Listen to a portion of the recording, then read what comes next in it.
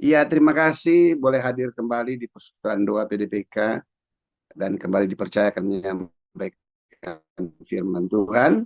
Kita akan mulai berbicara tentang iman yang aktif, bukan yang pasif. Kita mulai dari yang paling terutama Kejadian 1 ayat 26, 27, dan 28.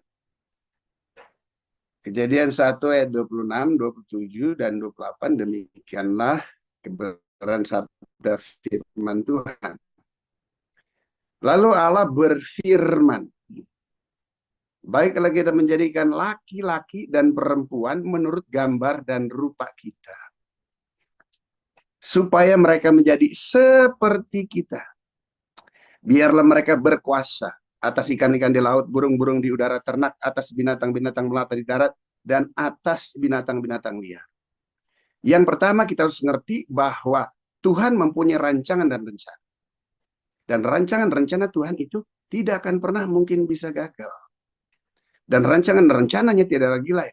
Dia ingin menciptakan kita laki-laki dan perempuan segambar, serupa, sewujud dengan dia, bahkan mempunyai kuasa untuk berkuasa atas ciptaannya yang lain. Nah, setelah dia merancangkannya, ayat 27 di situ dikatakan, maka Allah menciptakannya. Wow, dari rancangan sampai kepada penciptaan. Laki-laki dan perempuan, dan membentuk mereka dengan gambarnya. Di dalam diri mereka, menurut gambarnya sendiri, yang indah, ia menciptakan mahakaryanya. Ya, laki-laki dan perempuan, ia ciptakan mereka. Wow. Hasil yang Tuhan rancangan, nggak akan pernah mungkin tidak berhasil. Maka rancangan rencana dan pola pemikirannya itu, dia wujudkan. Dan dia menciptakan. Wow, haleluya. Dari rancangan, dia menciptakan, maka jadilah kita laki-laki dan perempuan. Dari tidak ada menjadi ada. Wow. Dan yang luar biasa, di situ dia membentuk kita, itu nggak punya patron yang lain. Dia nggak punya model yang lain untuk membentuk kita pribadi lepas pribadi. Modelnya adalah gambarnya sendiri. Wow. Ini adalah sesuatu yang sangat amat luar biasa. Bahkan dia katakan, kita ini adalah mahakaryanya yang begitu indahnya. Wow. Ajaib dan sungguh amat luar biasa. Nah, setelah dia ciptakan, ya, dari rancangan dan dia ciptakan, selanjutnya 28 di situ dikatakan, dan Allah memberkati mereka. Wow. Orang kalau tanya saya, Jack, apa kabar? Saya nggak lagi bilang luar biasa. Berdasarkan ini, pada waktu orang bertanya kepada saya, Jack, apa kabar? Saya diberkati Tuhan. Amin. Kalau bicara luar biasa, ya motivator luar biasa. Kenapa? Karena kamu dapat value, kamu dapat sesuatu yang yang begitu-begitu nanti hilang juga. Tapi kalau Tuhan memberkati kita, dia nggak pernah cabut lagi berkatnya. Jadi kalau saya tanya dengan saudara malam hari, apa kabar saudara? Saudara harus menjawabnya sesuai dengan firman. Allah memberkati kita. Berarti kalau orang bertanya sama kita, apa kabar? Saya diberkati Tuhan. Tanamkan dulu itu tuh. Perkataan firman itu. Apapun kondisi kamu. Tuhan memberkati saya. Karena dia nggak akan pernah mungkin cabut firmannya. Setelah dia memberkatinya.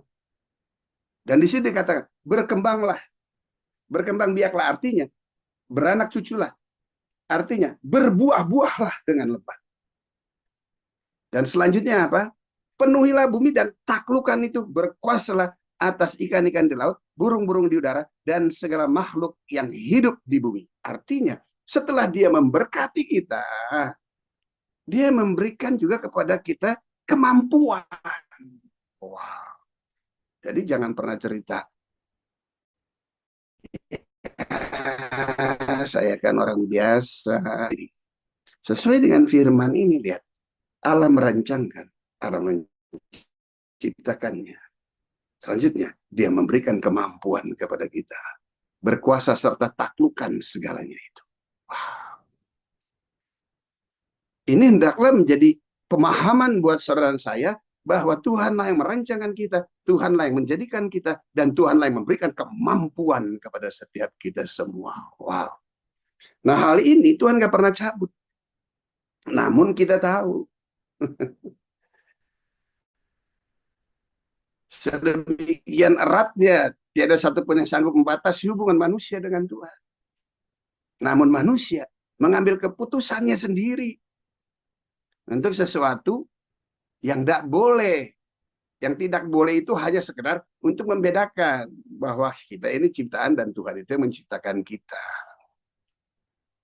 Nah, pada waktu manusia memutuskan pemilihan yang salah, maka manusia itu harus bertanggung jawab atas pilihan itu.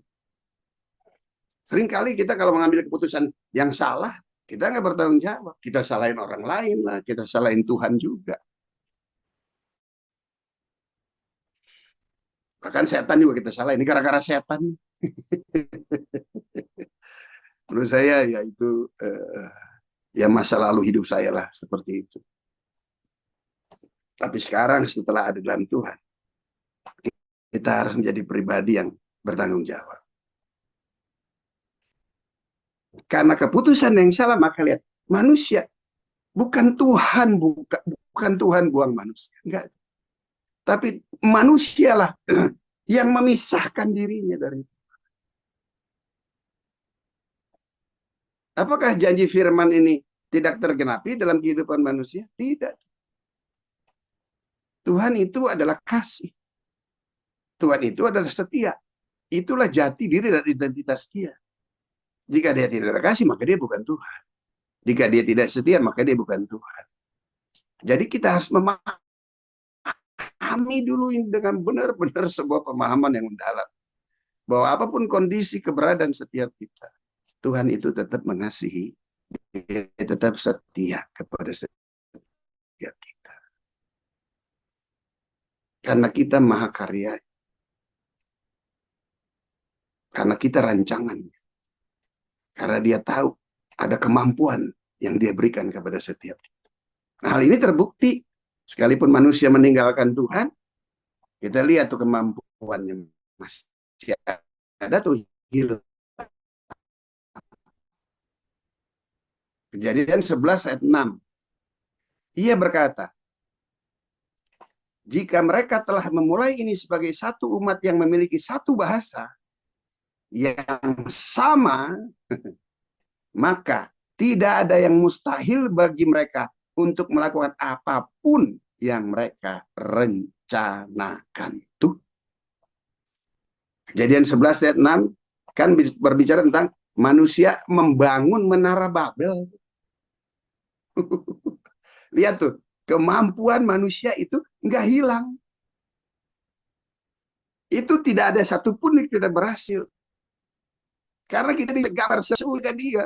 Maka kita juga punya kemampuan itu. Untuk menciptakan itu pasti jadi. Apakah kuasanya ditarik? Tidak. Namun ini, apa masalahnya? Sekalipun manusia juga sanggup menjadikan yang dari tidak ada menjadi ada. Tapi ini yang menjadi permasalahan. Manusia mengalami keterpisahan atas hubungannya dengan Tuhan itu sendiri.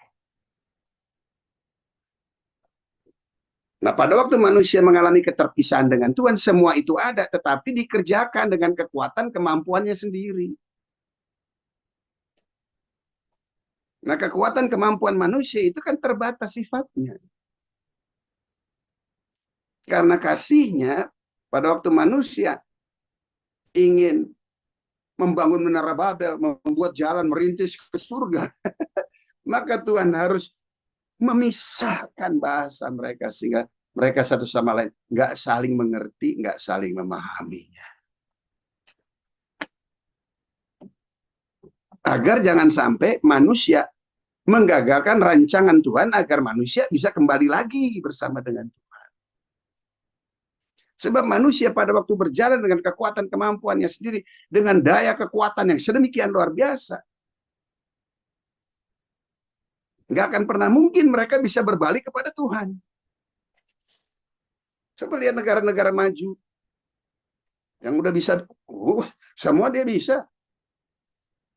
Terus kita tanya, percaya Yesus Tuhan, untuk apa? Coba lihat. Betul? Coba lihat. Tapi sekarang kita bisa ngerti, kita bisa memahami. Baik ya. Nggak perlu pakai iman. Tuhan punya, manusia punya kekuatan, kemampuan.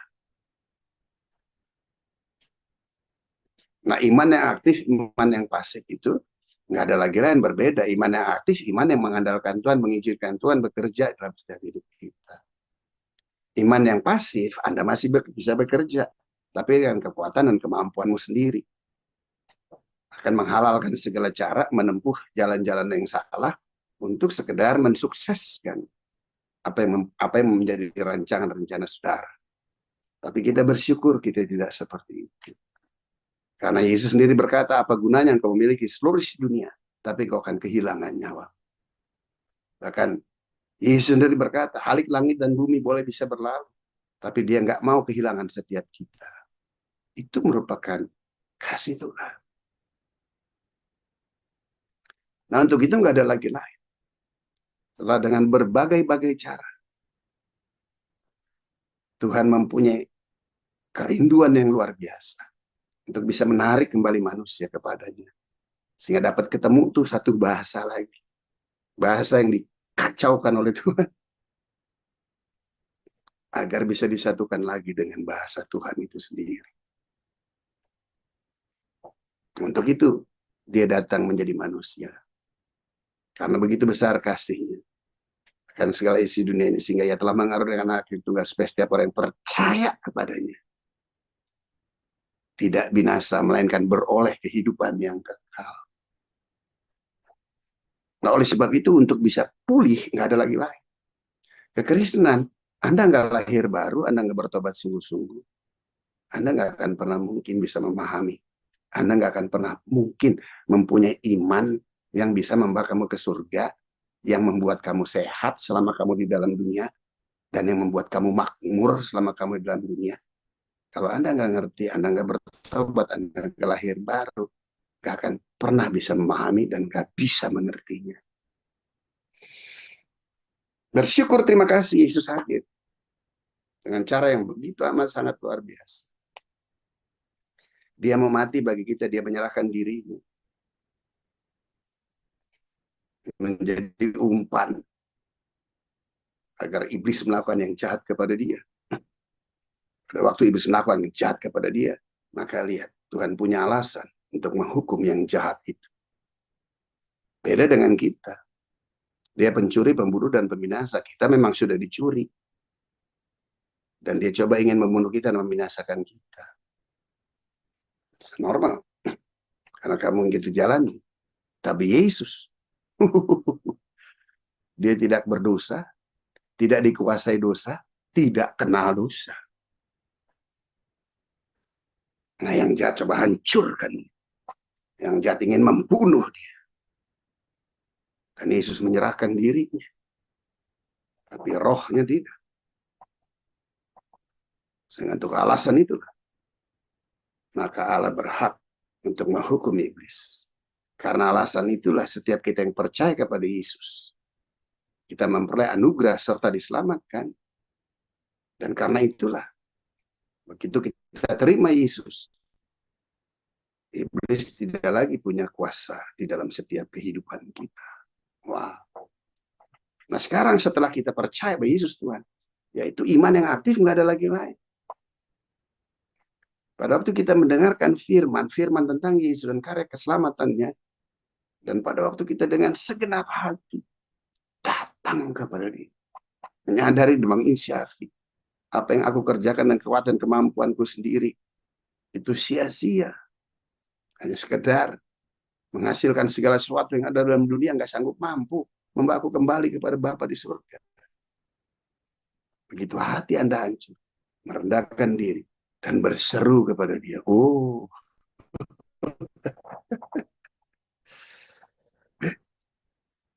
karena kerinduan hatinya lah untuk untuk setiap kita mau berseru kepada Dia.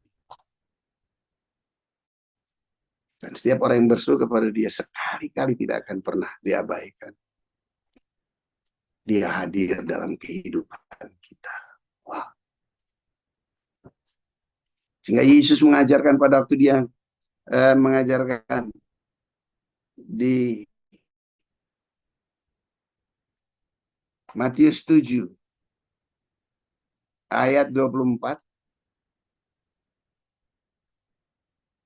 Setiap orang yang mendengar perkataanku ini dan melakukannya, ia sama dengan orang yang bijaksana yang mendirikan rumahnya di atas batu. Wow. Begitu Anda buka hati, Anda percaya kepada Yesus Tuhan, maka dengar baik, iman anak Allah itu masuk di dalam roh saudara. Iman anak Allah itu masuk di dalam hatimu. Nah, pada waktu iman anak Allah, yaitu iman Yesus Kristus Tuhan, dia masuk dalam hatimu, sesungguhnya dia sedang membangun fondasi. Dan fondasi itu batu, bukan pasir. Amin. Dan pada waktu fondasi itu adalah batu, fondasi itu adalah iman. Iman yang dari, bukan iman kita ya. Kita nggak punya iman, cuma punya kemampuan.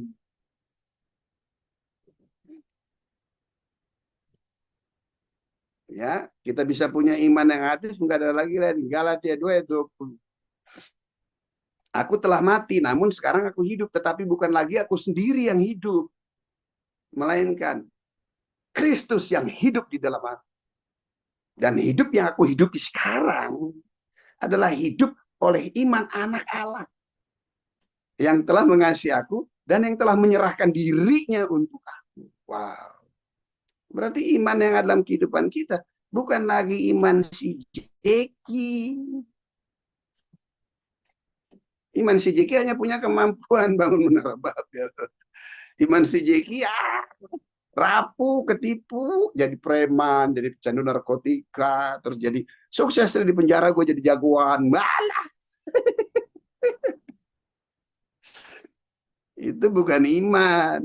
Pekerjaan aku kerjakan tanpa Tuhan juga bisa. Itu bukan iman, itu kemampuan. Jangan jealous and envy.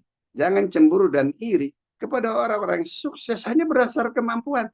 Aduh Tuhan. Dia berharap sih justru Anda menjangkau mereka agar mereka mempunyai iman yang solid, iman yang aktif, iman Yesus Kristus itu sendiri. Sehingga apa yang pernah mereka raih itu tidak hilang sia-sia. Mereka dapatkan kembali dan mereka terus bersaksi dan mereka terus berjalan di dalam jalan iman. Tanpa itu, tanpa Galatia 2 ayat 20, gak akan pernah mungkin ada mempunyai iman yang Anda hanya punya kemampuan. Daya cipta, apa yang Anda kerjakan pasti sukses, pasti berhasil. Ya bilang sebelahnya jangan kalah sama anak dunia. Yang punya kemampuan aja begitu. Kita punya iman di atas kemampuan itu. Karena imannya Yesus sekarang sudah ada di dalam kita. Fondasi kita itu kuat. Yaitu batu. Fondasi kita itu kuat. Ya. Yaitu firman iman itu. Sehingga dengan itu Yeremia 17 ayat 7 berkata, diberkatilah orang yang mengandalkan Tuhan. Nggak mungkin nggak tuh. Kalau dasar, gini nih. Apa yang ada di dalam kamu, itulah kamu. Nggak mungkin. Jika iman anak Allah, imannya Yesus ada di dalam kehidupan kita. Nggak mungkin tuh. Anda akan mengandalkan kekuatan. Ya maybe agak selip-selip sedikit ya. Agak selip-selip ya. Tapi itu nggak sampai keluar jalur. Kenapa? Karena Roh Kudus yang dalam hidup kamu itu yang selalu guidance kamu, yang selalu mengingatkan kamu. Ingat ya, Roh Kudus buat kita bukan lagi di luar kita yang mengawal kita. Roh Kudus yang ada, Roh Kudus itu sekarang sudah ada di dalam kita. Nah, itu yang menjaga, memagari kita. Untuk apa? Untuk selalu mengingatkan kita akan firman. Untuk mengingatkan kita agar selalu senantiasa berpengharapan. Kodrat kamu tuh bukan lagi mengandalkan dirimu. Sekarang kodrat kamu harus selalu senantiasa mengandalkan Tuhan. Dan kita nggak perlu malu ya, kita mengaku bahwa kita lemah di hadapan Tuhan, kita nggak perlu malu ya. Karena kita tahu bahwa hanya Yesuslah kekuatan yang sejati bagi kita. Diberkatilah orang, berbahagialah orang yang mengandalkan Tuhan, yang menaruh harapannya pada Tuhan. Aduh, pengharapan itu sesuatu yang sangat amat luar biasa. Pengharapan itu bukan perkataan-perkataan positif, bukan pemikiran-pemikiran positif, bukan jurus-jurus 1, 2, 3 untuk sukses dan berhasil. Pengharapan itu kita arahkan hanya kepada Kristus Yesus Tuhan. Wow.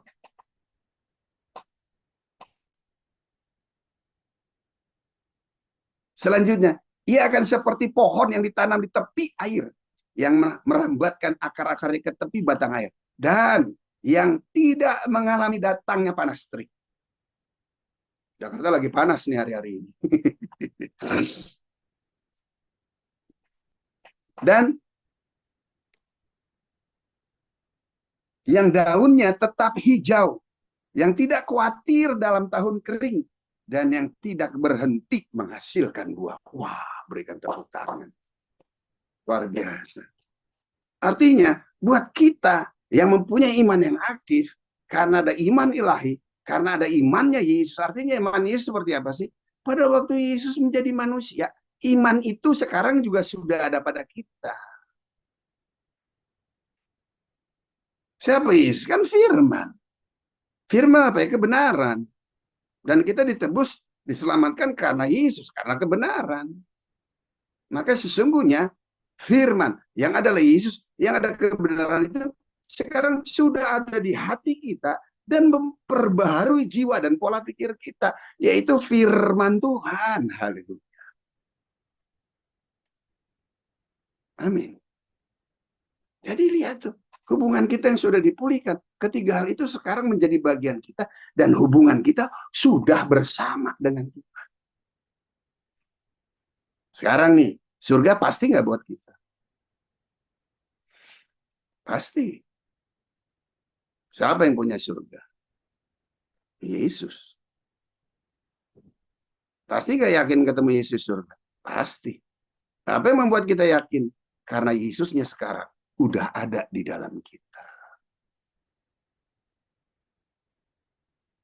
Apa keyakinannya? Karena Roh Kudusnya sudah ada di dalam kita. Ini yang membuat kita yakin satu kelak nanti kita pasti ke surga. Kita pasti ketemu dengan Bapak kita. Kita pasti ketemu dengan Tuhan. Kenapa? Karena sekarangnya aja Tuhannya, rohnya, firmannya, kebenarannya sudah ada dalam kita. Amin. Itulah yang merubah hidup saya. Dari preman, penjara, pecandu narkoba, naik ke mimbar. Siapa yang bekerja? Karena sekolah, S1, S2, S3, enggak tuh. Bukan berarti saya nggak sekolah. Saya punya kerinduan sekolah sampai sekarang juga saya masih sekolah nih. Udah 64 tahun tapi masih sekolah. Tapi puji Tuhan sekarang istri anak-anak semuanya sekolah. Tetapi bukan itu. Itu hanya menambah wawasan, pemahaman, pengetahuan. Saling melengkapi. Dengan orang-orang yang mendapatkan pemahaman-pemahaman tentang Tuhan, kumpul dan berbicara tentang pemahaman. Sharing, wah, semakin luar biasa. Jadi kita nggak perlu khawatir. Bapak Ibu tahu, sebelum bertobat kan saya memang preman, kacau deh, berantakan. Tapi setelah bertobat 30 tahun lalu sampai hari ini, it's okay. Satu istri, anak 2. Oke. Kerjaan kerja apa? Saya kerja udah pekerjaan yang paling tinggi di dunia. Melayani pekerjaan Tuhan. Dan karena saya tahu, kalau saya bisa melayani, bukan saya yang melayani.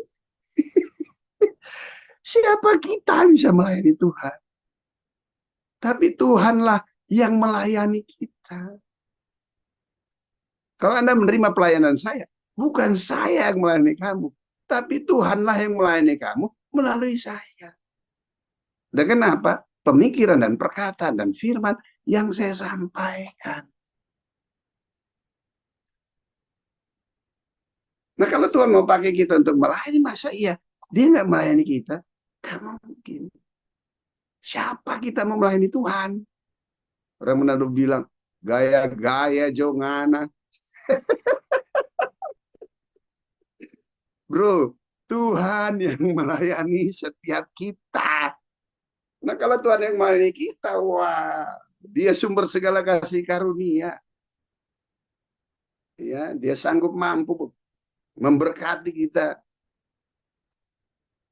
sehingga kita tidak pernah kekurangan tentang segala sesuatu apapun juga. Malah berkelebihan dalam pelbagai kebajikan. Gak usah khawatir, gak usah takut. Wong surga aja dia udah kasih kok. Terus dianya aja sudah ada dalam hidup kita.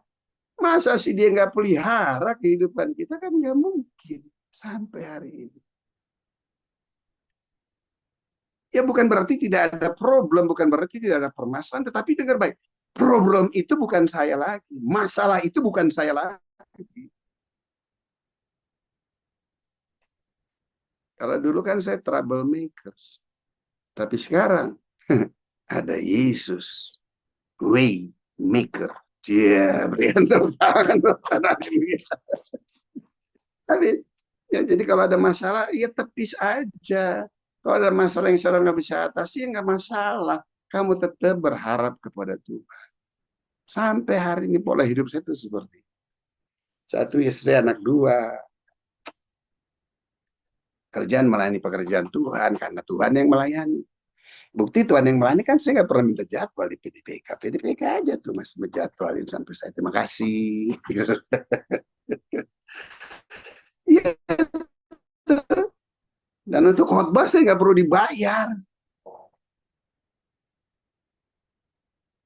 Cuman jika ada transportasi saya ke sana, tolong bayarin. Masa khotbahnya gratis, orangnya suruh bayar sendiri ongkosnya. Jadi jangan salah konsep ya.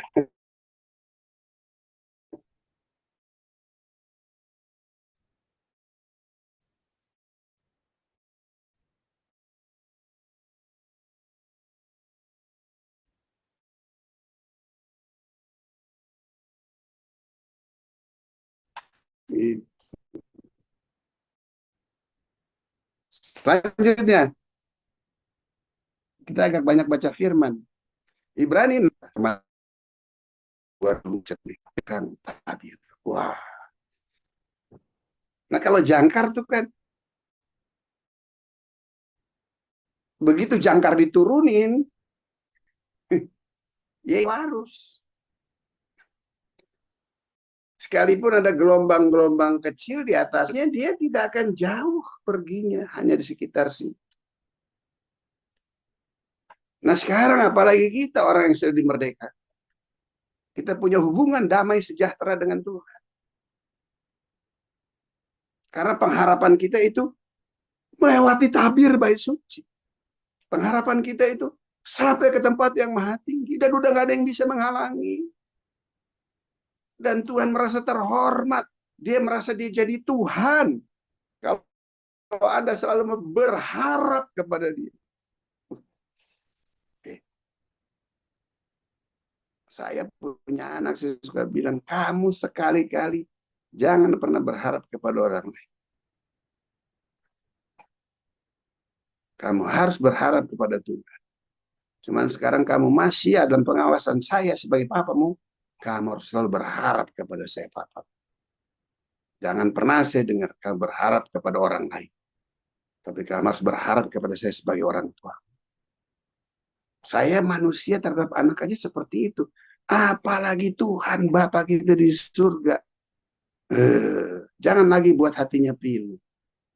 Dengan Anda mengabaikan dan tidak bergantung harap sepenuhnya kepada dia.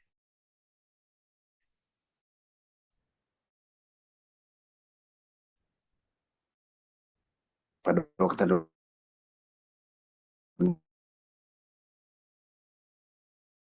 Letakkan pengharapanmu kepada Dia. Apa yang harus kita kerjakan? Nggak ada lagi lain. Kita harus naikkan senantiasa ucapan syukur kita kepada Dia. Dengan cara bagaimana kita mengucap syukur? Ya dengan kita membawa persembahan. Persembahan. Namun persembahannya apa? Kalau udah ngomong persembahan aja, udah cerita doi lagi. Persepuluhan. Berikanlah persembahanku yang sedikit ini. Bukan itu. Kalau kurang justru Tuhan mau tambahin. Anak Tuhan nggak boleh punya kekurangan. Anak Tuhan harus punya mental yang prosper, makmur, sehat. Persembahan nggak ada lagi lain. Roma 12 ayat 1. Karena itu saudara-saudara, demi kemurahan Allah, aku menasihatkan kamu supaya kamu mempersembahkan tubuhmu sebagai persembahan yang hidup, yang kudus, dan yang kepada Allah. Itu adalah ibadahmu yang sejati. Wow. Kadang-kadang suka ada pujian sih, cuman ya silakan aja deh. Tapi agak ini sih, saya agak mana ya kayaknya. Hidupku hanyalah untukmu. Terus Tuhan tanya, malaikat bilang, kamu mempersembahkan hidupmu kepada Tuhan. Buat apa?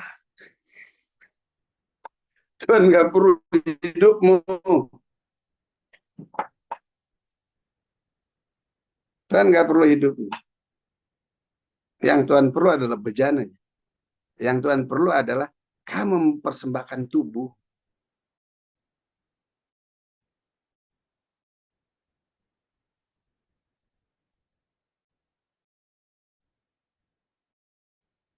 Sebagai persembahan yang hidup. Agar dia mengangkat hidupnya kepada setiap kita. Sehingga hidupku bukannya aku lagi, tapi Kristus di dalam. Tuh. Lagu-lagu pujian yang lama tuh, waduh, luar biasa. Hidupku bukannya aku lagi, tetapi melainkan Kristuslah yang hidup di dalam aku. Wow.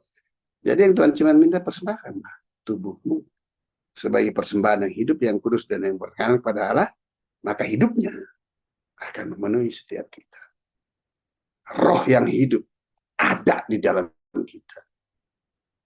Dan setelah roh yang hidup dalam hidup kita, dia memperbaharui pola pikir kita dari sehari ke sehari. Sehingga lihat, Anda mempunyai iman yang aktif.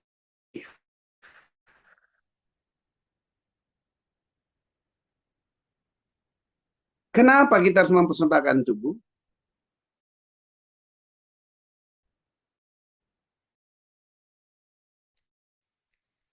Satu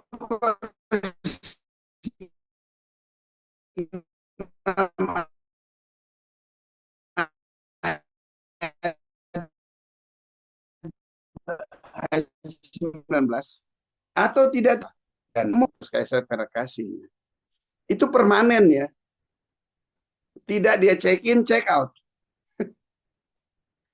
Roh Kudus itu diberikan kepada kita sebagaimana Tuhan memberkati kita, dia akan tarik lagi. Nah, oleh sebab itu kita harus terus mempersembahkan tubuh. Kita harus tahu bahwa tubuh kita ini adalah bejana daripada Roh Kudus Allah Tuhan itu sendiri. Dan izinkan Roh Kudus bekerja terus, menguduskan, sehingga natur alamiah kita adalah kudus. Natur alamiah kita adalah suci. Natur alamiah kita adalah benar. Haleluya. Sebab orang benar hidup dengan iman. Dan iman itu menghasilkan perbuatan-perbuatan kebenaran yang ada dalam hidup kita, dalam wujud tingkah laku dan perbuatan kita. Usaha dan pekerjaan bisnis kita. Wow. Terapkan hal ini, saya yakin dan percaya apa yang kamu kerjakan, dijadikannya berhasil. Apa yang kamu rencanakan, dijadikannya sukses dan berhasil. Dan gak berdosa. Amin. Karena ada dia. Dia akan berikan kita ide-ide cemerlang untuk mengerjakan segala sesuatu sehingga Anda dan saya makmur. Dan dia berikan hikmat kepada kita untuk tidak tergesa-gesa mengambil keputusan sehingga akan mengalami kerugian. Oke. Selanjutnya, Kolose 3 ayat 3. Sebab kamu telah mati dan hidupmu tersembunyi bersama dengan Kristus di dalam Allah. Artinya, penyaliban Kristus Yesus di atas kayu salib, yang dia mati buat kita juga. Artinya, kehidupan masa lalu kita juga sudah mati dan tersalibkan bersama dengan Kristus Yesus Tuhan. Sehingga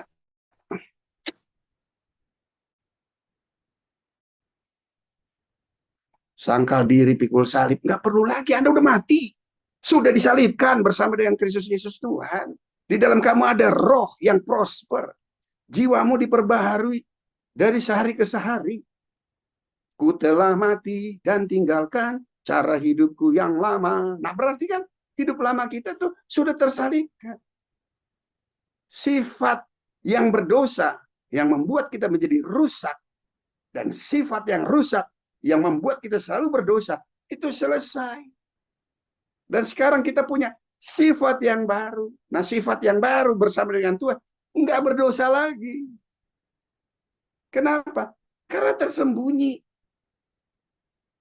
dengan Kristus di dalam Allah. Amin. Tersembunyi. Ada inilah yang Tuhan bilang.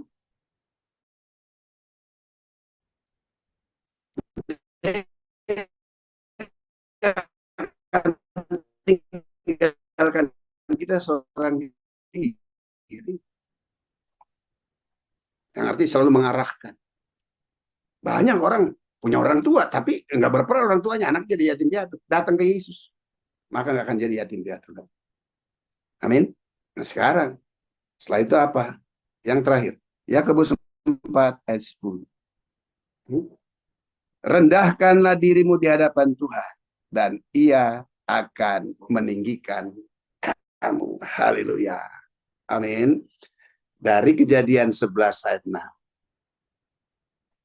Kemampuan yang menghasilkan perbuatan-perbuatan menghancurkan. Yesus hadir datang. Nah, Tuhan cuma minta, sadarilah keberadaan kita. Rendahkanlah diri kita di hadapan Tuhan. Sebab kita ngerti, sekarang ada roh Tuhan, ada kehidupan Tuhan yang ada dalam hidup kita. Dan dia gentleman, dia selalu memberikan arahan kepada kita. Untuk kita senantiasa ingin mentaati, ingin mengikuti. Karena kita nggak akan pernah mungkin mampu jalan sendiri. Tuhan Yesus memberkati kita semua.